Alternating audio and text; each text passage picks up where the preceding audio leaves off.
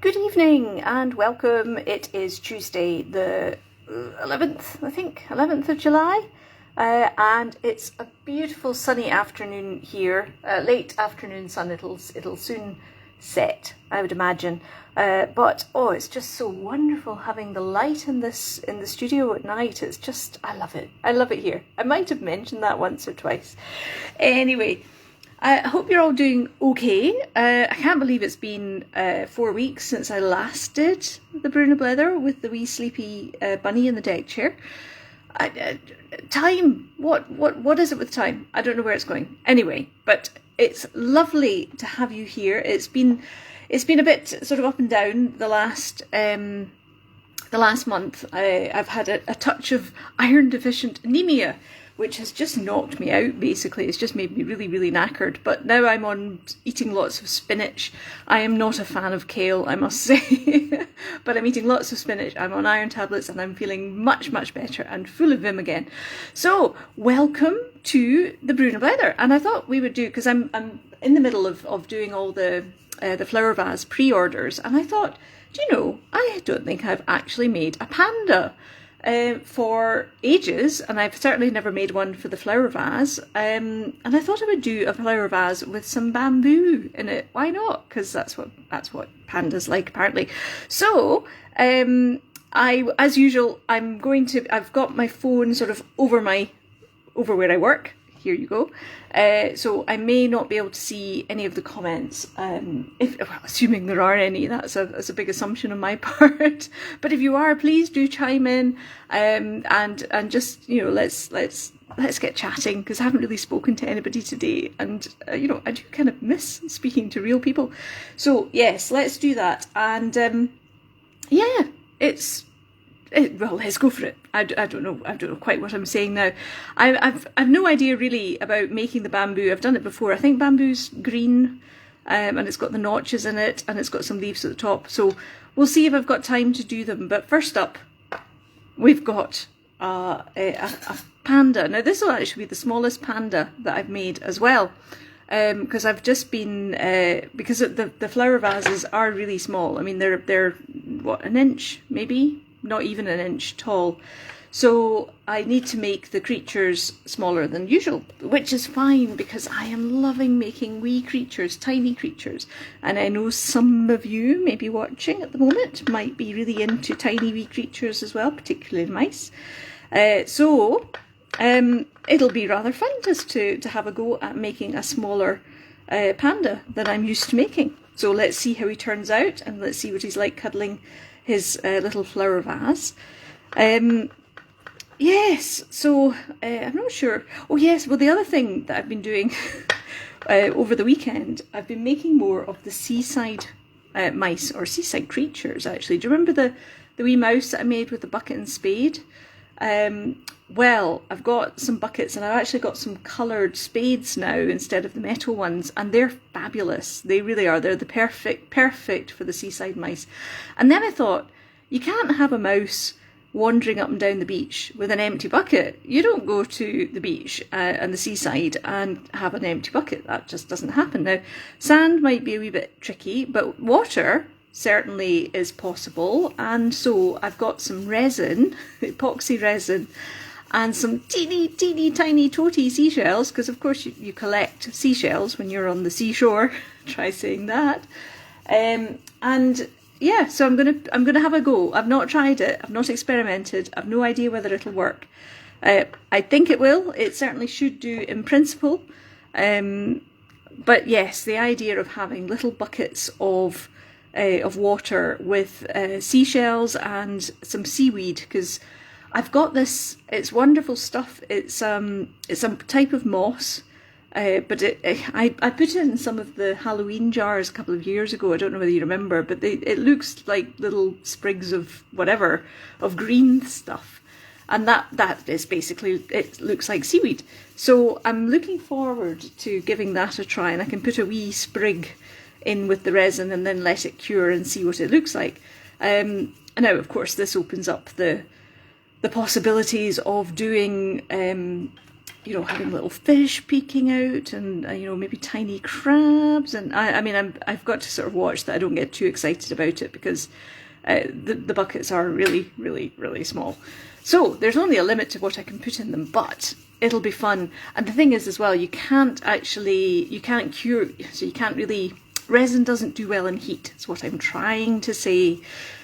So what I'm going to have to do is bake the mice and the buckets, you know, basically complete them first of all, and then I can add the resin afterwards with a tiny little syringe probably and a little pipette, and do them in a job lot. Because the other thing is, with resin, you've got to kind of, once you've mixed it up, you've got to kind of use it or lose it. So that's yeah, so that's my thinking at the moment. It's just to see what they're like.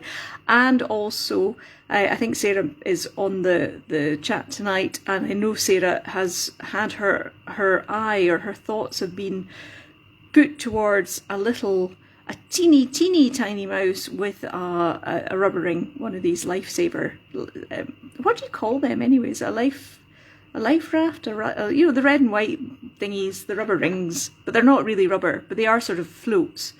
Anyway, so those things, yes, I want to sort of try making them as small as possible, because that's just going to be fun as well. So, right, here I am, making a panda. So welcome to whoever is here.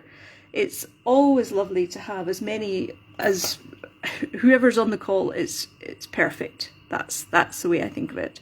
So thank you for joining wherever you are in the world. And as I say, I'm not sure whether if you have commented, I may not be able to read them, so apologies for that, but I might be able to. I'll go through them later on once I've finished. But all my attention at the moment is on this little chap who is having fun. I do like pandas. I never really make them standing up, which is they're usually sitting down, because if you see pandas, they always sort of have their sort of curved back, very bad posture really. Pandas do not have the best of postures, and they're sort of slumped back and sitting with their legs standing out in front of them. But hey, let's see, because I do make like polar bears and things standing up as well. So it's just a question of giving them, excuse me, black feet and black arms, and the black stripe across the back, and black ears and black eye patches, and a black nose and mouth. So yes, let's see what happens. I think he's going to be cute, whatever. So anyway, I want to know what everybody else has been up to, so please do, if you're interested, well, if you can, if you can be bothered, do drop me, you know, like add a comment, and I'll do my best to sort of catch it as I'm going along. What else have I been up to? It's really, I've been doing a fair bit of knitting, actually, which has been quite good fun. It's a good way to sort of relax and unwind at the end of the night. I've quite enjoyed that, I have to say. Only scarves. Not interested in doing any more than scarves. That's the only way to do it. Yes, so that's been good fun. And otherwise, I'm catching up with all the quernus work, because the last month, as I say, I've just been wiped out, but feeling much better now. And looking forward to doing all the flower vase creatures, including this guy, and also more seaside creatures, because I did say, and yes, this still stands, that I need to do, or I want to do more summer creatures, because, you know, we make the most of summer while we can, whilst it's still here. That's got to be the way to do it. Now I'm just wondering, because now he's going to be on his haunches, and they've got black legs, haven't they? Have I ever made a standing panda? I must have. Surely I must have. Yes, I'm going to have to sort of make sort of black patches on his thighs as well, and give him his, obviously, the obligatory bum cleft, because they all have to have a bum cleft.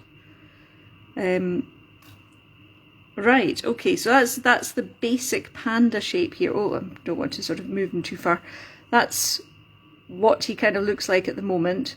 So I really don't like, I don't add very many bits onto any of the wee creatures I make. Obviously the mice and the bunnies and the guinea pigs have well, they all have separate ears, but I do try, and it's like teasing the clay. I don't add bits on as such, more tease bits out, if that makes sense.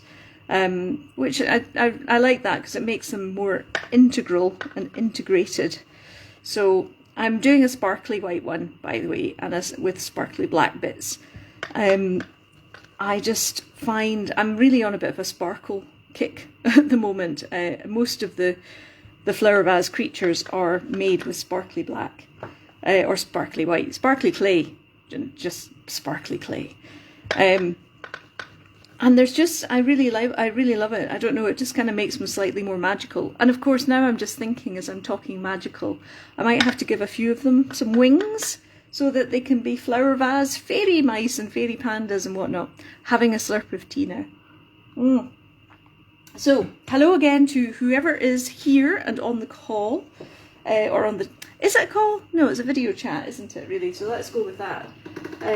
Right, I'm now just rolling out the black clay, and I will cut out his paws first, so that I've got this with the thick clay.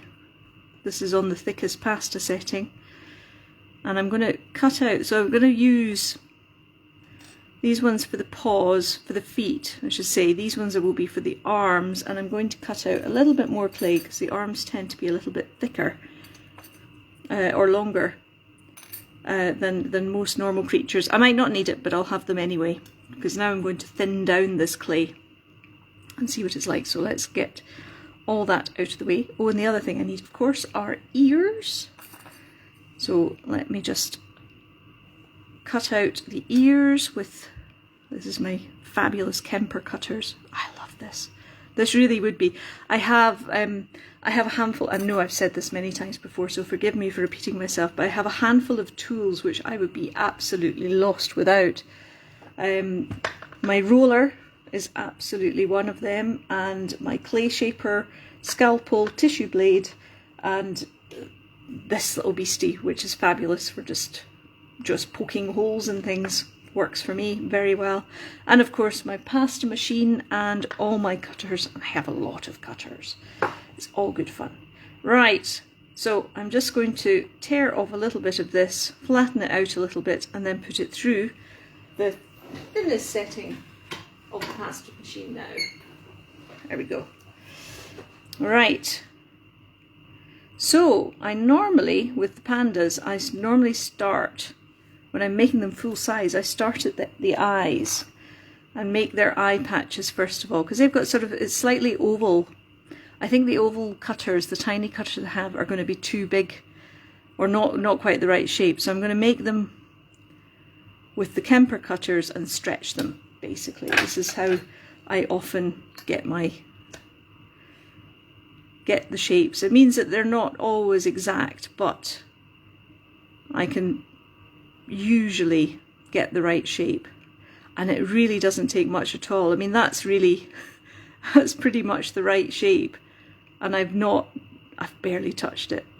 Right, there we go, that's one in, and the same again. So I'm really just flattening it, and then just very, very, very lightly. Can't tell you how light that is. You probably wouldn't think I was doing anything, or you probably don't think I'm doing anything, but it is just enough. It's just enough. Right, so that's another little oval one. So let's put that there. And now I can shape it a little bit whilst they always look like, this is where I got the idea for doing those ghosts. Do you remember I did the ghosts a few years ago? Must do some more for Halloween. I really enjoyed those ghosts. But yeah, doing pandas is what gave me the idea for the ghosts, giving them black eyes, you know, like eye holes, if you like. Oh, it's just perfect.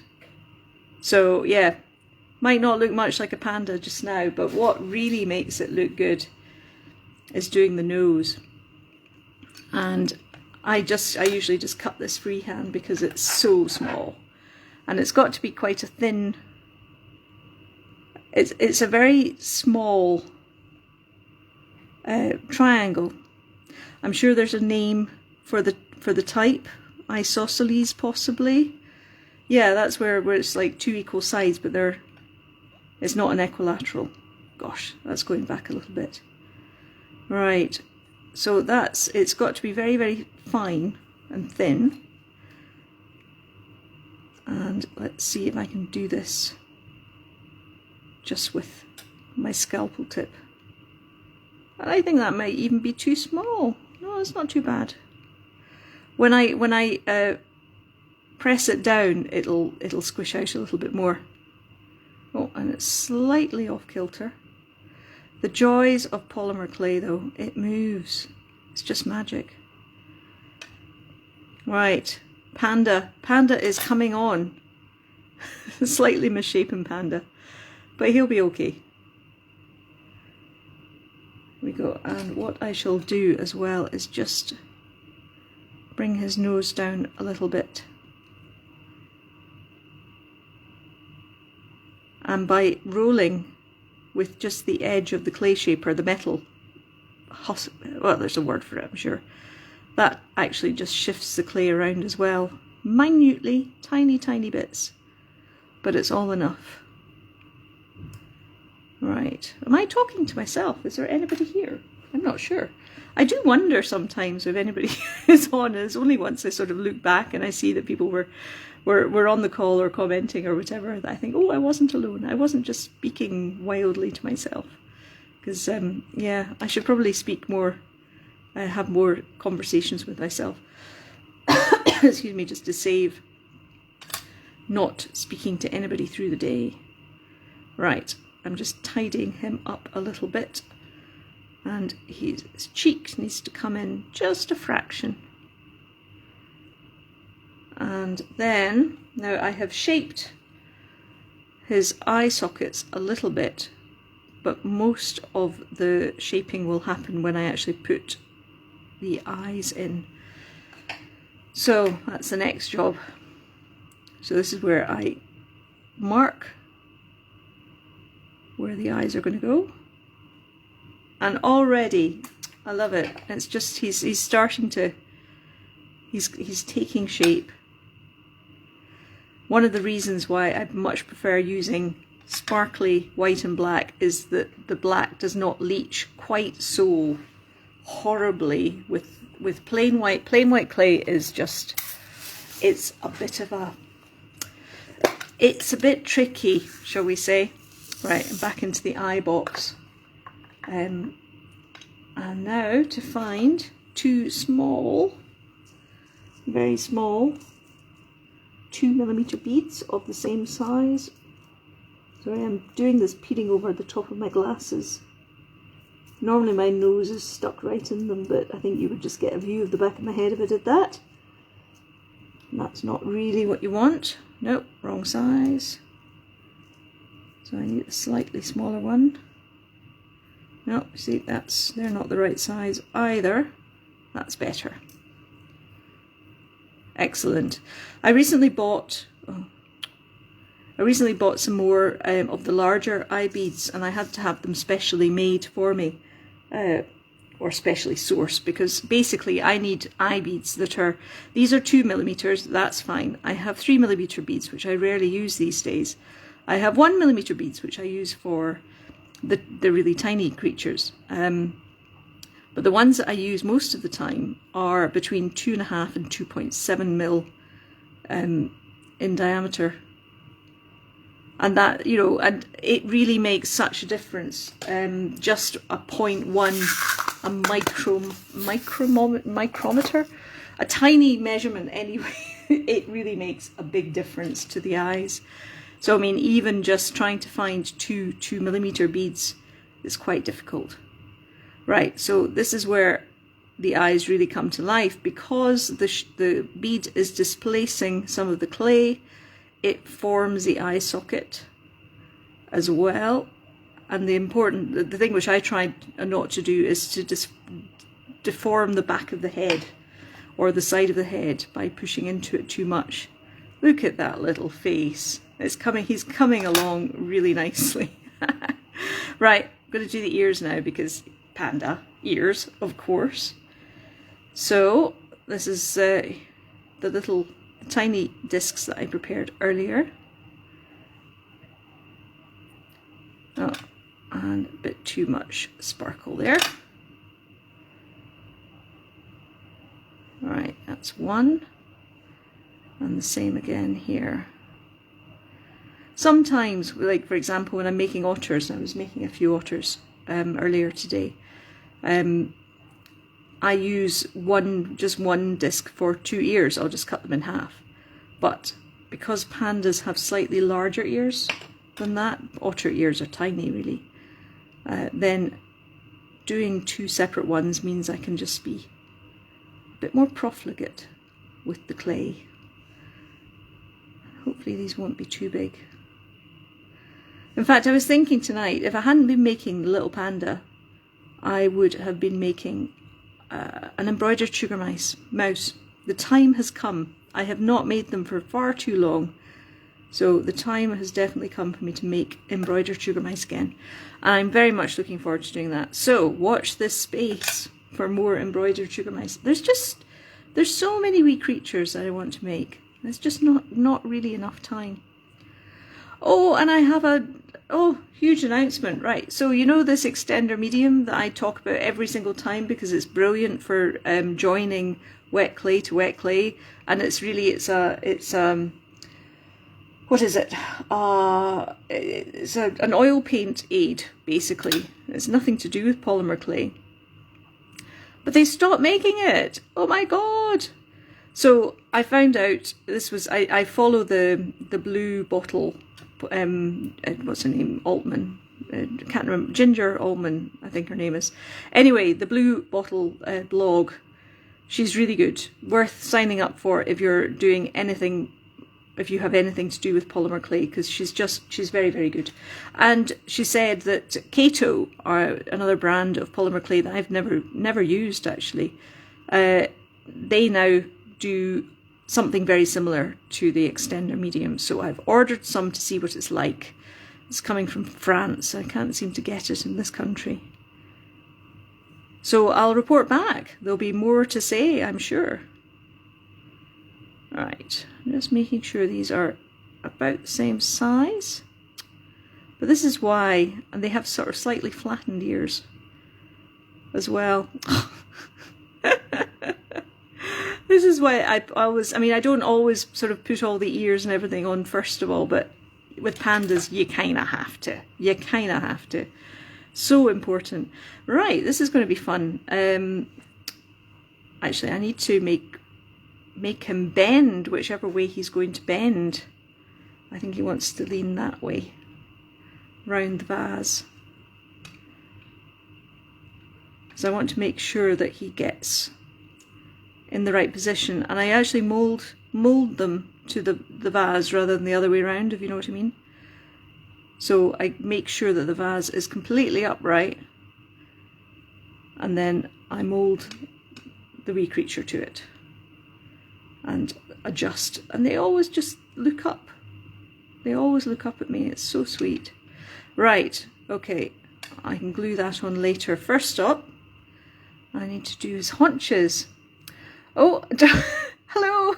Sorry, first comment I've seen so far, Dawn.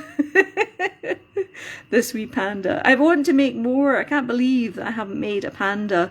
And a brown bear. Actually, somebody has asked for a brown bear with their flower vase, so I will be making a brown bear for that. So yeah, more pandas. Need to do more exotic creatures, I think, really. Now, I think he needs to have black haunches, just there, and not all the way around to his bum, because it's just going to be, yeah. He'll have a stripe across the back, but panda bums, for those who know and those who wish to know, panda bums aren't black. They're white. It's just the legs which are black. So yes. Oh, and we have Alison here as well. Hello, Alison. Lovely, lovely. Oh, it's so nice to know that I'm not just talking to myself. Because sometimes, I never remember what I say in these chats. Sometimes I'll listen to it afterwards, if Enrique wants to watch it or whatever, but I just cringe and in the corner, and I would much rather just sort of say, okay, this wee creature has been made, he's off into the world, I don't need to hear about the making of him again. Right, okay, so yes, he's going to have, and there's a few of us here. Oh, brilliant, thank you. Hello, Nicole. You just have so many wonderful pups. You really do. Just doing some little ear adjustment there. Right, so this is going to be new for me, I think. So I'm going to cut his paws. This is so that they are centered under his body, and they're not just sticking out at the front, because he's got to be standing up in his haunches basically. But before I put them on, I will see about this. How am I going to do this? I think just like an oval shape. That might do. I think I need the larger one. Yeah. Yeah, okay. Let's give it a try. So yeah, I can't remember. I'm sure I have done upright pandas before. I'll need to go and check now because I can't remember how I did them. If I did. And Rachel's here too. Hello, Rachel. Yes, fantastic. Do you know, have you seen in groups on Facebook now that they're doing these, you can start a group chat? I keep getting told, start this chat with X, Y, and Z. You can invite people to join along.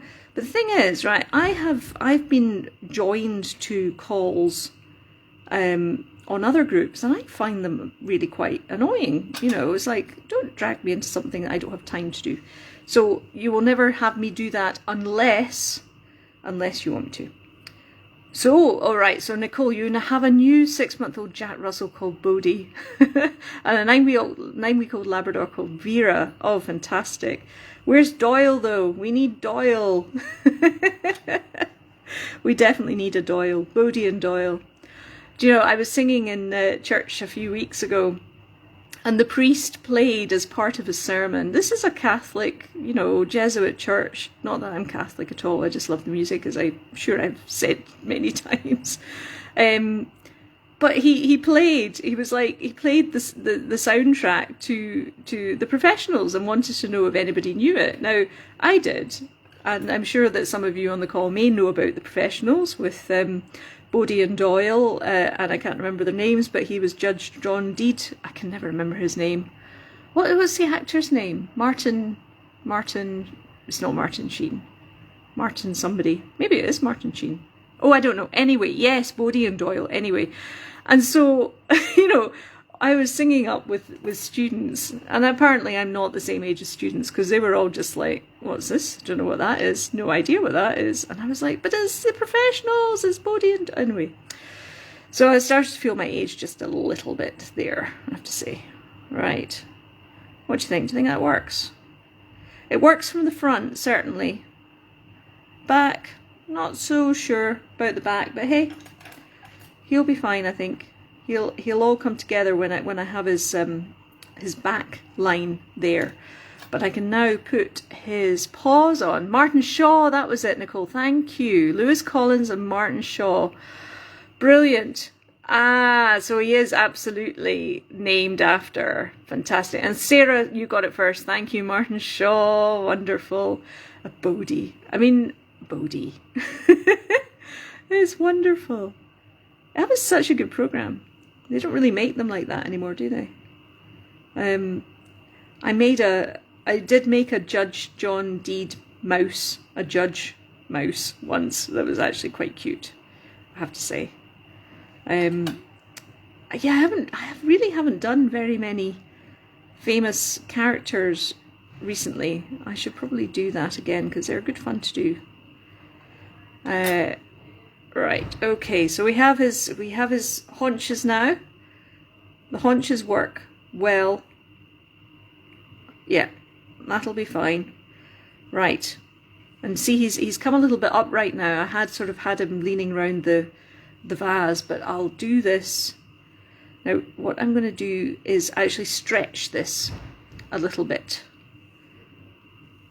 This, I mean, this is one of the amazing things about polymer clay. I can stretch it so thin that it becomes almost like paper, and it loses its stick almost. Ah, fantastic, Daniel, lovely. Oh, I'm glad that you got them. You got the email. Excellent, and welcome. Good to see you. I'm making a panda with a flower vase, and I'll probably have to make the bamboo tomorrow by the looks of it, because I've just checked and it's 8:30 already. Right, so I'm now just judging his back patch. It needs to be bent a little bit. So I'm just curving that blade. Tissue blades are fabulous. Right, and oh, let's... Now you see, you can probably imagine that doing this with normal white clay and normal black clay is a nightmare of the umpteenth, you know, of the highest magnitude, because the clay bleeds everywhere.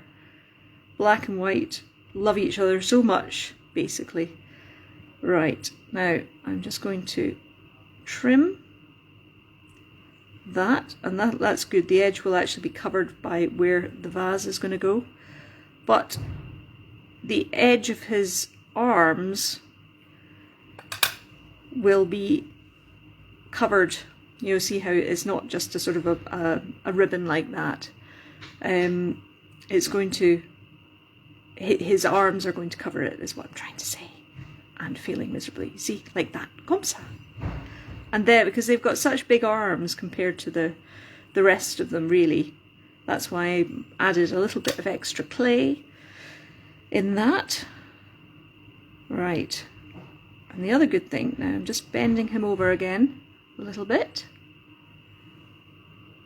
Oh,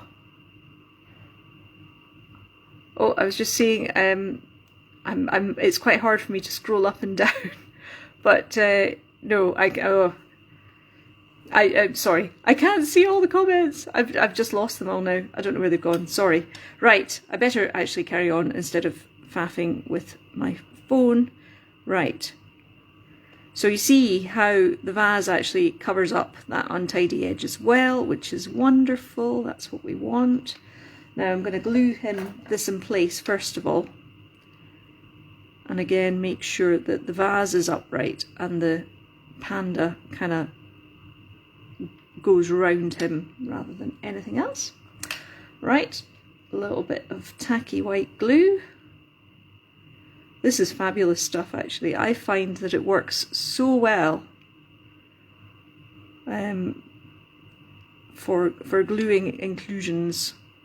It doesn't lose its stick the same way that clear glue goes. I did see, oh gosh, there's been lots here.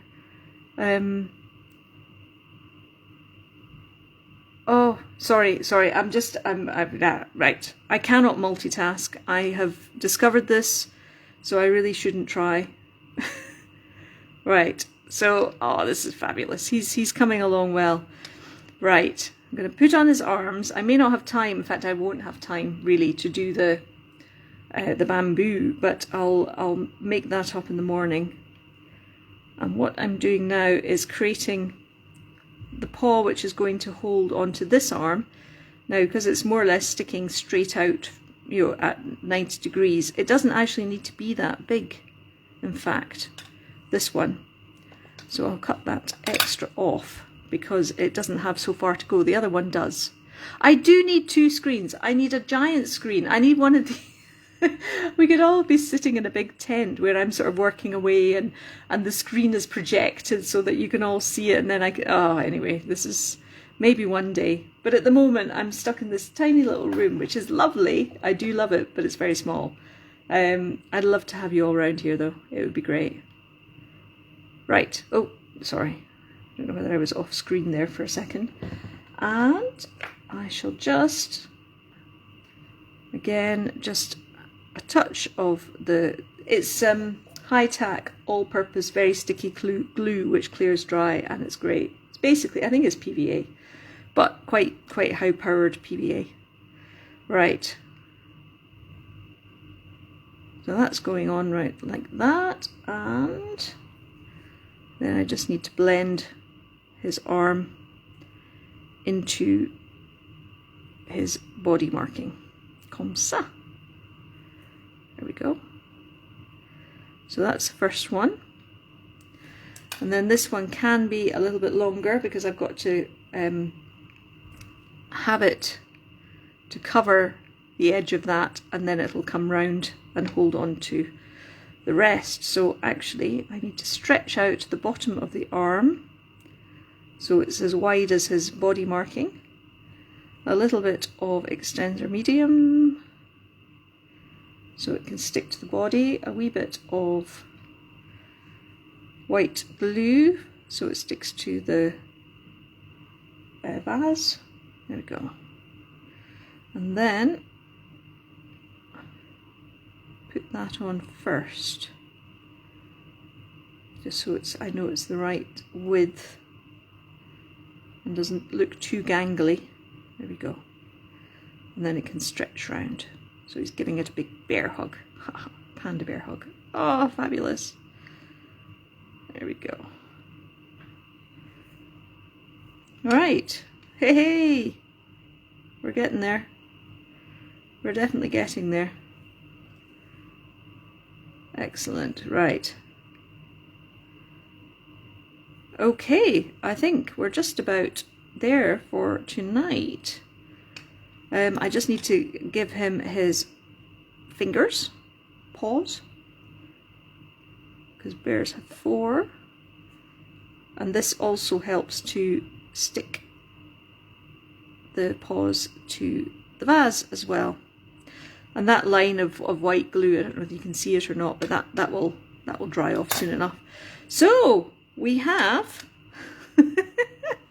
how cute is that? How cute is that? I'm very happy with him. I'm very glad. He was made with 6 grams of clay, by the way. If I was making a panda normally, it would be at least double that.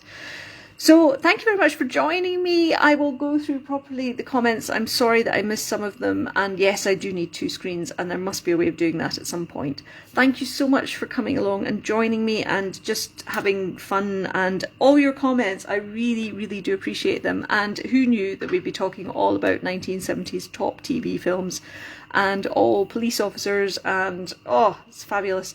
So have a wonderful evening, and I'll post a picture of the finished one tomorrow. So have a good night. Night night. Bye.